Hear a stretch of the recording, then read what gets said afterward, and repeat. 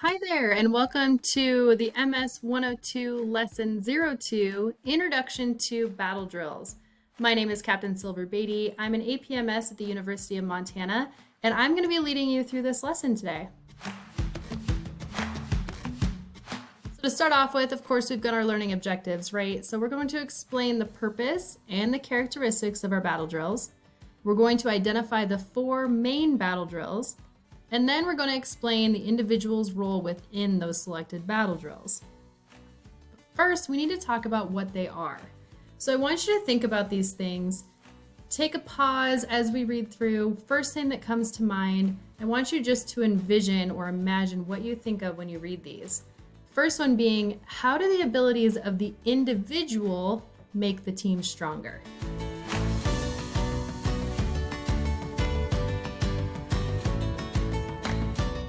Then how is the strength of that individual dependent on their team?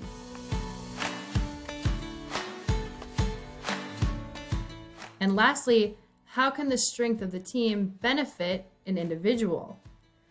So when I think about all these, obviously we're going to be talking about teamwork. And I want you to understand how we're going to tie teamwork into battle drills and why that's so important. The first question there, the abilities of the individual.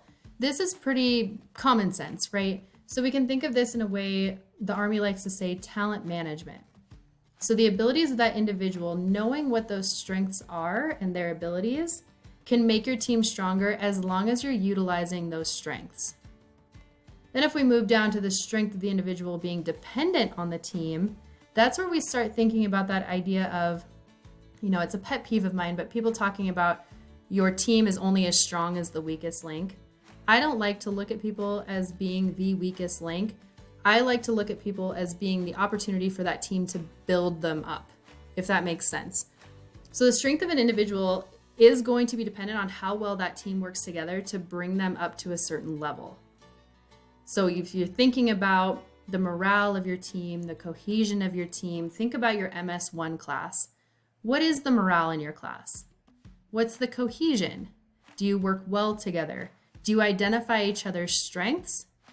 And do you consider each other's weaknesses as an opportunity to build and get better? And that last question, the strength of the team benefiting the individual, that's really that idea of we push each other, right? So we're in ROTC. It can be a little bit of a competitive career path, if you will, just like being in the military can be considered competitive. If we take that idea out and just use it as our strengths are going to benefit each other because we're going to continue pushing each other to be better. If you get out of the mindset, if you're in it, get out of it. If you're in the mindset of you always want to be the best at everything, that's one thing. If you want to be at the best of everything and you're not also helping some other people get to your level, then you've got some work to do. So the strength of your team really can benefit individuals because we bring each other up and we teach each other the skills that we're good at. We are self-aware about what we're weaker in and what we need to work on. If you look back at the lesson, hopefully you reviewed it. If not, I encourage you to go back and look at the OpWord and LRM refresher. Fast forward into the Army leadership portion of that lesson, the last half of it, and listen to what I have to say about recognizing people's strengths, recognizing our own weaknesses, and how to reach out and understand that and acknowledge them and ask for help and seek guidance in building ourselves up. So that's my spiel on strength of our team and how that can benefit an individual and vice versa.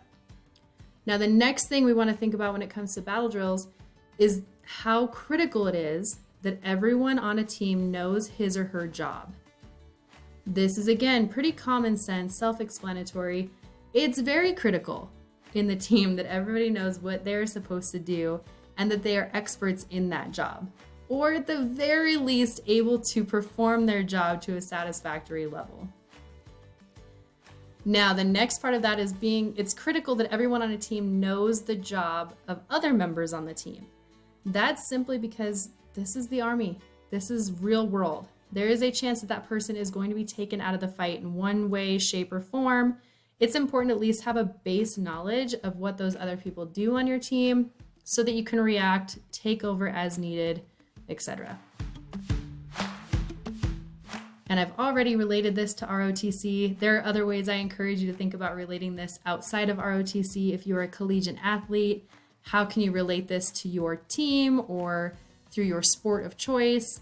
If you're on different student clubs, if you do something that requires teamwork, which is just about everything in our lives. I even think about this in terms of my marriage, how critical it is that my husband and I both know what our roles are within our families. We've got 3 children and a whole bunch of animals. So it's critical that I know the job of my husband within the house for times that he's out of town, right? And he understands my job for times that I'm out of town, that we're taking care of each other and that the team doesn't miss out because somebody else is able to step in when needed. Now let's talk the purpose of our battle drills. So there are a bunch of purposes, but I'm going to really hone in on a couple things here. These are group skills that are designed to train a unit to react and survive in common combat situations. So battle drills are not the same thing as some of your lane missions that you might have seen in labs or FTXs. Your battle drills are quick reactions to situations that happen immediately. The way that these battle drills are set up and how we're going to walk through these is they're designed for rapid reaction. Rapid reaction, quick, immediate, think muscle memory, think second nature, however you want to, make an analogy out of this. And the important part of this is that you don't need much of a deliberate decision-making process. It is automatic reaction to what's occurring. Characteristics of these things are they are standardized, which means that these battle drills are taught the same way to everybody. And that's so that everybody understands and does the same thing in response to common battle occurrences. All of them are initiated on some sort of a cue, which is considered also a stimulus, and it's a trained response. So you are trained to respond in a certain way. Your body, your brain will automatically react to certain stimulus that you're taught about with each of these battle. Requiring minimal leader orders just means, again, it's automatic. You shouldn't have to be told the key steps to accomplish these battle drills. You should practice them enough. You should understand them enough to where, again, it's automatic. And the reason that we do these is because they are vital to success in combat and critical to preserving life. If you follow the key tasks and the key steps in accomplishing these different battle drills, your likelihood of succeeding and saving lives, the real, honest, down-to-earth answer, the success will actually happen there. It's very important. Of course, as we already talked about, they are designed for those rapid reaction situations.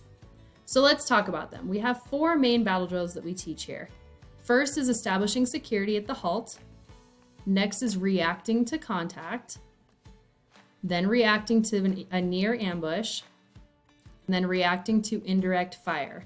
I apologize if you hear me call it IDF throughout this. That's a trained response. It's automatic. It's muscle memory to say IDF, but I'm talking about indirect fire. So those are our 4 main battle drills. Notice that the last 3 are all reactions, right? Automatic reactions to a contact, ambush, or indirect fire. Now we're going to break these down. So establishing security at the halt. Here are your key steps. As we said, every battle drill has some sort of a cue, right? In this cue, we're saying halt. You've been given the signal halt. Your next step there is to pull security. Now, depending on the environment, situation that you're in, you're going to pull security regardless. What your formation looks like is going to determine how you pull that security. But that's why practicing these battle drills so often, and hopefully your program is practicing these on a regular basis, you'll automatically know how and what that pulling of security looks like. That next step is your leaders are going to adjust that security. So they'll go around and make sure that you have 360-degree perimeter security, right? So they might move you a little bit. They might adjust your sector. You'll hear different things like that. But their job is to go around and make sure that that 360-degree perimeter is fully secure and fully protected. And the next step, you'll see this quite often, especially in this class. The next step is just to report to higher. Whoever the leader of that element is, whether it's a platoon leader, a squad leader, team leader, depending on the size of the element, That person is responsible for reporting to higher the situation that you're in at the moment. As MS1s, you may or may not be in that situation of reporting. You may or may not be the leaders that are adjusting the security. You just need to know what that halt signal looks like and what to do when you see it.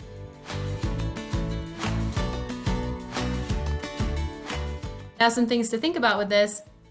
What are the most common mistakes that you think establishing security at the halt happens? What happens during that time?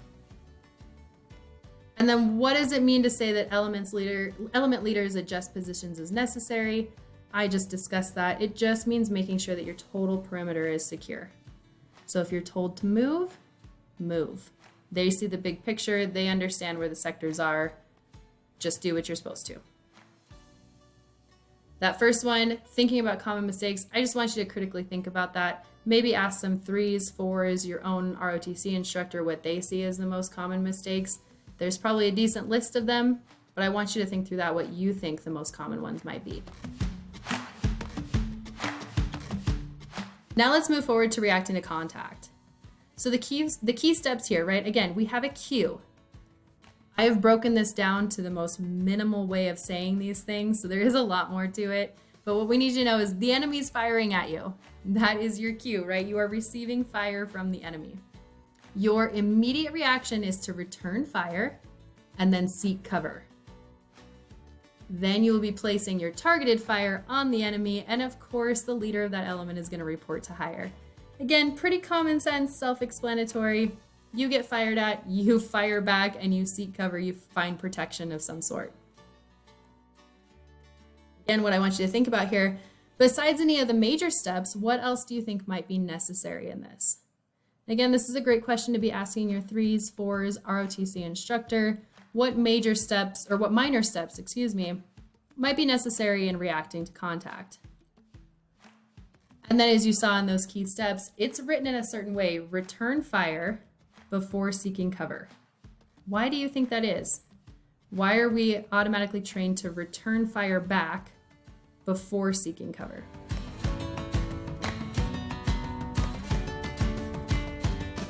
All right, let's move on to react to near ambush. Key steps here, again, a cue. We're receiving close enemy fire. Now there are different steps for different people. That's why it's very important that this one does get practiced. It's important that they all get practiced, but it's important to know what your position in that element is and what you would do if you are hit with a near ambush. So if you're closer soldiers, or what we consider within the kill zone, you're going to immediately return fire. Soldiers outside of the kill zone will move to a position where they can send in suppressive fire to essentially protect you and to ensure that there can be an assault through that kill zone. So it's not running away, it's not just hitting the ground and not doing anything. If you are within that kill zone and you are capable of doing so, you need to return fire. If you're outside of that kill zone, you would be sending in suppressive fire. The next steps are assault through that kill zone, and of course, as we do with every situation that we're in, we always want to report to higher. You're going to see this at the end of just about every type of situation, mission, battle drill that you're in. Reporting to higher is key. And why is that? You need to let your people know that aren't eyes on the ground, that can't see what's happening. Give them the best visual possible so that they can give you guidance and give you instructions on what to do next. It's also just good to keep them in the know because that's a good way to get assisted support. It's a good way to understand what else might be in the area. For me, I would rather tell you to stop giving me information than to have to be pulling information out of you. So get into a habit now of always reporting to higher the situation that you're in. And for this particular battle drill, what I want you to think about, why would it be a bad idea to immediately go into the prone during a near ambush? As a hint, one of my cadets used the term Swiss cheese at one point. That might be a little bit morbid, but you're in ROTC. The next thing I want you to think about is understanding the dynamics of the near ambush. Why would report contact to higher be listed as the last step? Why is the last thing there report to higher? Why wouldn't you do it as soon as you get hit with the ambush? I'm going to go back for a second so you can see those key steps. Notice in this one that you are assaulting through the kill zone. You are not even contacting higher until you've assaulted through. The reason for that might be because you're in a pretty bad situation and you need to eliminate that threat as soon as possible. So taking that extra step of calling up to higher and asking for guidance is probably not the best thing to think about in this situation. And lastly, reacting to indirect fire. I'm not much of a whistler, but if you can imagine that sound of a whistle coming through, that's typically the cue that we think of. So the cues are either incoming, or a round has impacted, or you hear that whistle, right? If you hear that, you're yelling incoming.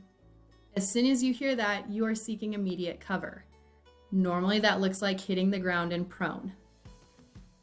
Why do we hit in prone? Because that's how we're best protected by our protective gear, right? Our personal protective equipment.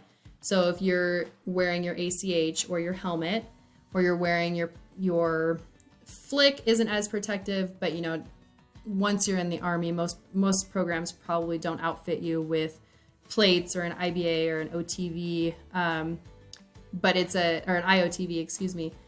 But if you're in prone, your back, neck, and head are all protected. Then you're going to move to your rally point. If you're listening in on an op order, or if you receive orders from higher, from your element leader, whether it's your team leader or squad leader, you need to understand where your rally points are. Because if if indirect fire comes in, your next step after you've waited and realized that it's clear, you need to be moving to a rally point. That is for accountability purposes. That's the big thing, and to get you out of the dangerous situation. Those rally points are set for a certain reason so that you have a place to go back to in case you're getting hit, where we can account for everybody and all of our equipment. And then, of course, we're going to report to higher. I want you to think about this. Why would it be a bad idea to run while the rounds are impacting? Hopefully this is pretty self-explanatory. If you can, close your eyes and think about a bunch of mortars coming in on your situation and you're running around. Why would that be a bad idea? And then as we just talked about, we already know now why rally points are so important in this drill. So there you have it. Those are your 4 main battle drills. Pretty quick, easy, nice, quick lesson there. We explained the purpose and the characteristics of those battle drills. We identified the 4 main ones, right? Establishing security at the halt, reacting to contact, reacting to near ambush, and reacting to indirect fire. And we've explained each individual's role, for the most part, within those selected battle drills. If you are an MS1 watching this or listening to this, know your role. Make sure you're really paying attention when your program is practicing these. If they're not, ask questions anyway, refer to your Ranger handbook. All of the steps are outlined in there. But hopefully your program is practicing these battle drills so everybody knows what you're supposed to do when these things happen. And as always, if you have any questions on this, I highly encourage you to talk to your ROTC instructor. If you can't get answers there, or you're just somebody just watching this for fun, maybe reach out to an MS4, MS3 high speed that might be able to answer your questions. And if you still can't get your answers, feel free to message me at silver.beatty@mso.umt.edu, and I will do my best to help you out. Thank you.